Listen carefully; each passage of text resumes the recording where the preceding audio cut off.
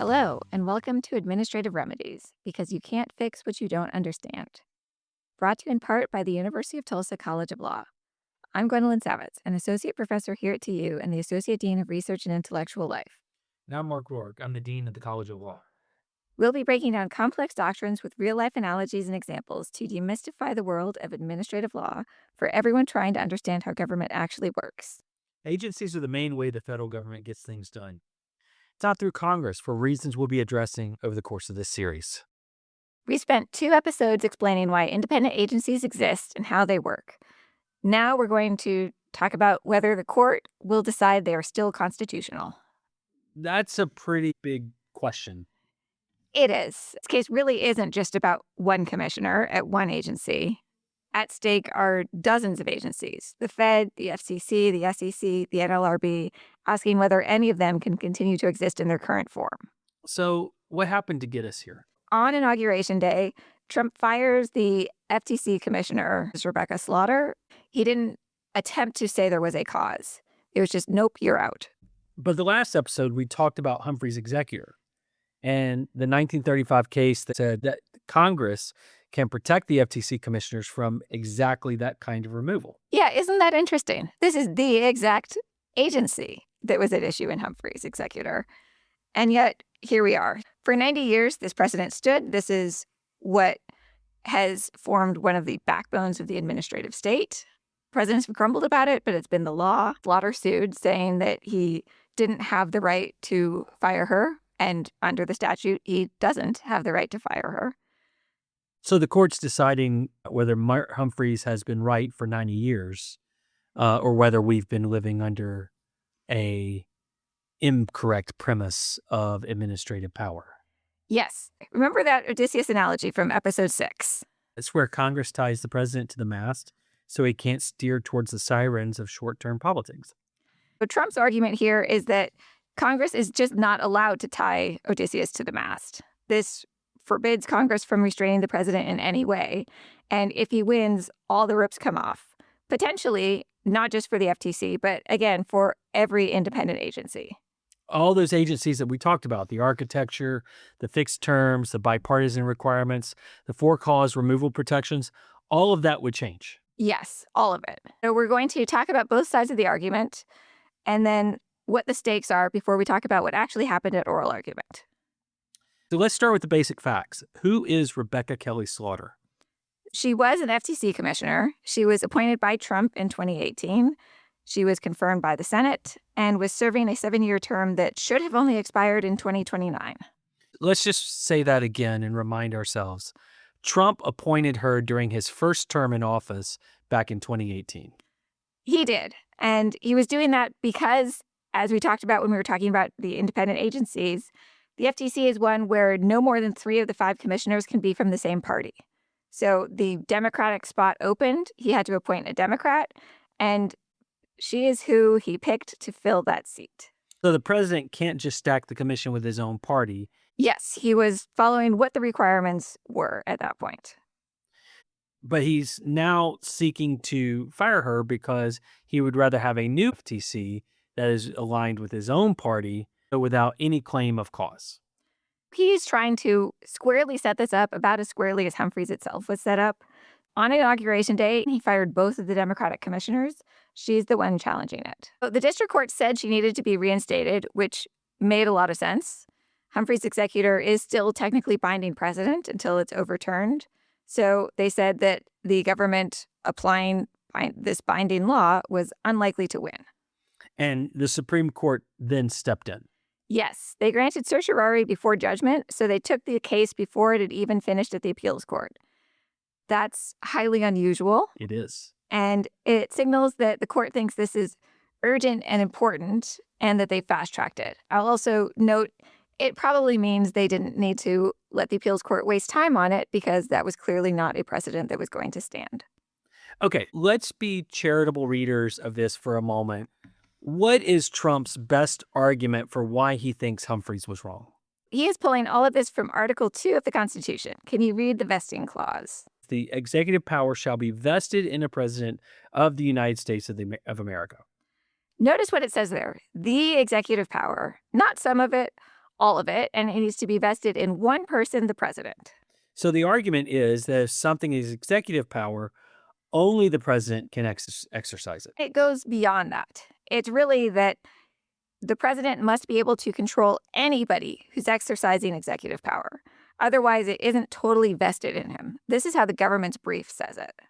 The president cannot take care that the laws be faithfully executed if he cannot oversee the officials responsible for executing them, and he cannot effectively oversee those officials without the power to remove them. They are relying on the unitary executive theory. There's one executive, that's the president, and the president needs complete control. If you can't fire somebody, you can't control them. So the president has to control everything because otherwise he doesn't really have power vested in him as the president. Here, they're relying on Myers. They're taking it and running as far as they possibly can with it. So let's read a little bit of Myers. That was Justice Taft's opinion in Myers, correct? It was Justice Taft, the former president. The power of removal is incident to the power of appointment, not to the power of advising and consenting to appointment. And when the grant of the executive power is enforced by the express mandate to take care that the laws be faithfully executed, it emphasizes the necessity for including within the executive power as conferred the exclusive power of removal. So he's using a lot of words there to say that removal is inherent to executive power. If the president appoints somebody to execute the laws, the president must be able to remove them. But didn't Humphrey's executor come after Myers and then limit it? It did. It did indeed. And Trump's argument is that Humphrey's was wrongly decided from the start, despite the fact that 4 of the justices from Myers were still around for Humphrey's and signed on to the majority. So here's how they're arguing it.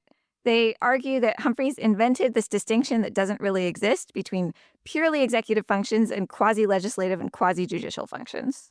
The idea that the FTC is somehow not really executive because it does rulemaking and adjudication. Right. They're saying that this distinction is incoherent, and it certainly is an extraordinarily weak part of the opinion. There is no such thing as quasi-legislative or quasi-judicial agency? That is what they're arguing, that the FTC exercises executive powers when it investigates violations, when it brings enforcement actions, when it seeks penalties against private parties. It is executing the laws. That is the definition of executive power. There's no quasi-anything going on here. Next, they argue that this isn't even close. So do you remember it's Celia law, but I want to say Celia? Yeah. It seems like there should be an extra vowel at the end of that. It's really hard. They're also butchering it in oral arguments. So Celia law from last episode on the CFPB. Where the court said a single director with for-cause protection was unconstitutional. Yes. So Trump's lawyers say that Celia itself had already rejected the reasoning of Humphrey's executor. And the only question remaining was when the court would finally accept that and overrule it. But what about stare decisis? I mean, 90 years of precedent has to count for something relating to Humphrey's executor, right? In the past, it certainly would have. But Chevron was also a critical precedent that had been in place for decades. Here's what the government says in its brief. Stare decisis does not require this court to adhere to a decision that was wrong the day it was decided and has only become more obviously wrong over time. Humphrey's executor rested on a distinction this court has repeatedly questioned, limited, and declined to extend. The time has come to overrule it. What they're saying here is you overruled Chevron last term after 40 years. Humphrey's is older, sure, but it's also super wrong. Let's think about the other side. What does Slaughter's side say about this power? So they start with history, but they're going way further back in history than we did when we were talking about independent agencies. We generally think about it as starting maybe late 1800s, but Slaughter's side argues that this really goes back to the founding. The founders created independent agencies, not just administrative authority like we read relating to Alexander Hamilton and the Treasury. It really wasn't what we would say a modern regulatory agency is, but they did have some multi-membered bodies with fixed terms and insulation from presidential removal. In 1790, Congress created the Sinking Fund Commission to try and manage the national debt. And the Sinking Fund Commission consisted of the vice president, the chief justice, and 3 cabinet secretaries. So this was a 5-person group where the president couldn't automatically remove every member at will. although the president would have had control over the cabinet secretaries. But seriously, the very first Congress did that. Yes, they did. And that obviously included a lot of framers. So if the unitary executive theory was correct, why would they create a commission where the president couldn't fire all the members? Were there others? Yes. So starting in 1782, Congress created a series of commissioners to settle claims arising from the Revolutionary War. These commissioners also served fixed terms. They exercised significant discretion. They operated independently of presidential control. The framers were not unfamiliar with this idea. So the argument is that the founders themselves used multi-member bodies with independent protections when they thought certain functions required them. But let's just be clear, that's nowhere in the constitutional text. The vesting clause does seem pretty clear. It certainly vests executive power in the president, but it doesn't mention removal at all unless we're talking about impeachment. And we also talked about how this isn't an oversight. In last episode, when we talked about the decision of 1789, when the first Congress debated the removal power. And when they were doing that, they couldn't agree. This idea that obviously from the very beginning, they meant to have a president who had exclusive removal authority doesn't make sense. They left it to Congress to structure the executive branch as circumstances would require. What about the multi-member structure specifically? Trump's lawyers seem to think that doesn't matter. That is pretty critical. CELA law, the CFPB case, turns heavily on the fact that it only had a single director. And when writing it, Roberts emphasized that multi-member commissions were different. So let's just go back to this excerpt. The CFPB's single director structure contravenes this carefully calibrated system by vesting significant governmental power in the hands of a single individual accountable to no one. With no colleagues to persuade and no boss or electorate looking over his shoulder, the director may dictate and enforce policy. The court here was worried about one person with unchecked power. But the FTC had 5 commissioners. Power was diffuse. No single person could dictate policy. And this bipartisan requirement always meant that the minority party at least had some representation. So the structure itself is the check. Yes, exactly. 33 former commissioners from various agencies also weighed in on the case. And their point was that these multi-member boards actually do foster deliberation. They require consensus building. They do prevent arbitrary decision-making. No commissioner can act unilaterally. This really is a fundamentally different structure than a single director. And then there's stare decisis. 90 years is a lot. Congress has relied on this for decades. It has created dozens of independent agencies since 1935, and it's done that with the understanding that for-cause removal was constitutional. The SEC, the Federal Reserve Board, the NLRB, the FCC, the CFTC, the NRC, the FEC, all structured in reliance on Humphrey's. Overruling it now wouldn't just change a constitutional quirk. It would destabilize the entire framework of federal regulation. All those agencies we've talked about over the past 2 episodes, their structure depends on Humphrey's being correct, which is what Sotomayor seems to allude to when she challenges the Solicitor General and says, you're basically destabilizing the basic structure of all governance. Yes, that is what is really on the plate here. Okay, something I've been wondering. Does every agency need the same level of independence, or is the Fed something different from the FTC, which might be something different from the NLRB? People are trying to figure out how to save as many independent agencies as possible because it's clear that a lot of them are headed out. These tests are supposed to do some sort of balancing test, weighing the president's interest in control against Congress's reason for insulating particular functions. So what would that look like? Well, you can think of it like a hospital. You would treat a trauma case differently from a dermatology patient, and agencies do lots of different things. So it's possible the Constitution could treat some different things differently. They identified 3 tiers. First, agencies that primarily do adjudication, deciding individual cases, the Merit Systems Protection Board, for example, or the NLRB if it's resolving a labor dispute. That's being court-like functions. Yeah, they're acting like a court, and we've always understood that judicial independence is essential. We don't want to create a situation where the judge can be fired for ruling against the wrong party. And the Merit Systems Protection Board serves as a neutral adjudicator of federal employment disputes. Its entire function basically depends on the perception and reality of impartiality. If they can be removed for deciding cases in a way the president dislikes, They can't do this. That would mean that the president can fire somebody, even improperly, and then when they went to challenge it, the Merit Systems Protection Board would side with the president because otherwise they would lose their jobs. The next level, agencies that regulate markets where credibility and stability matter, like the Fed.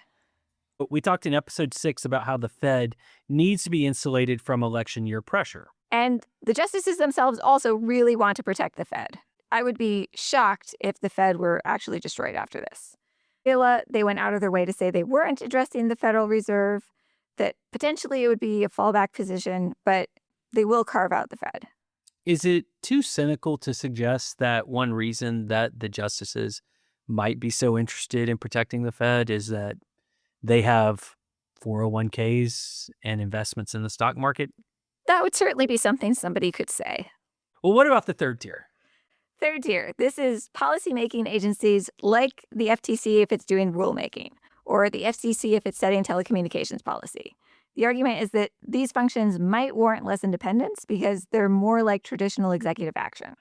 So this might mean that the court is basically drawing lines. Some agencies get to keep their independence protections while others just don't. It's possible they could do that. That's going to create some issues of its own, though. The FTC does rulemaking and adjudication. Same with the SEC and the NLRB. Most agencies do that. So how do you separate it? You'd have to have different removal standards for the same person doing different things. Yes. There are a lot of people arguing this really is all or nothing. Either Humphreys is right and we can have these multi-member boards, or Humphreys is wrong and the president needs to control everybody. Okay, so let's get to brass tacks. What happens if Trump wins? If Trump wins, because the court has completely overruled Humphrey's executor, he will have at-will removal power over every commissioner on every multi-member independent agency. Immediately. The for-cause removal restrictions would be unconstitutional. The president would go through and fire everybody who was not in alignment with him politically. What about the Federal Reserve? That's where we keep hitting this problem. The court could theoretically issue a broad ruling saying that these removal restrictions are unconstitutional, including the Fed, but that seems really unlikely. They will almost certainly carve out some sort of exception so that the Fed can survive. What would this mean, though, practically? In CILA law, when they said that the removal restriction was unconstitutional, they solved it by just taking the removal restriction out.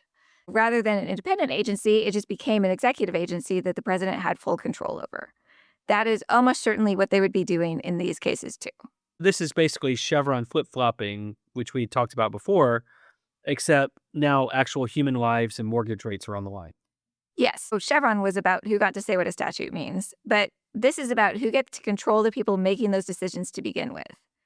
And at least under Chevron, to really earn Chevron deference, agencies had to go through the notice and comment process, which took a long time. If you can fire commissioners and replace them overnight, you can shift policy instantaneously, and we would expect presidents to come in and clear house. One would expect those to start swinging wildly if the president has full control over the agency. So what if Slaughter wins? And I think the question was raised by Justice Kavanaugh that couldn't Kelly just continue to receive her salary but be replaced on the commission? So that was the second question they asked and the one they didn't really get to, which indicates it is likely she is not going to receive her position.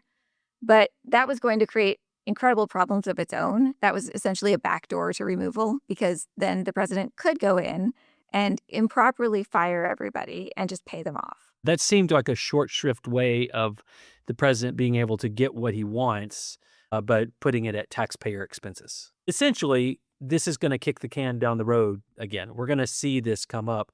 If Slaughter wins, this is not the end of this question. No. But again, I would be shocked if Slaughter wins. That doesn't seem like it's on the table. The question is just how narrowly the court decides. We are going to break this episode into 2 episodes since these are pretty dense. The next one will pick up as we begin talking about oral argument.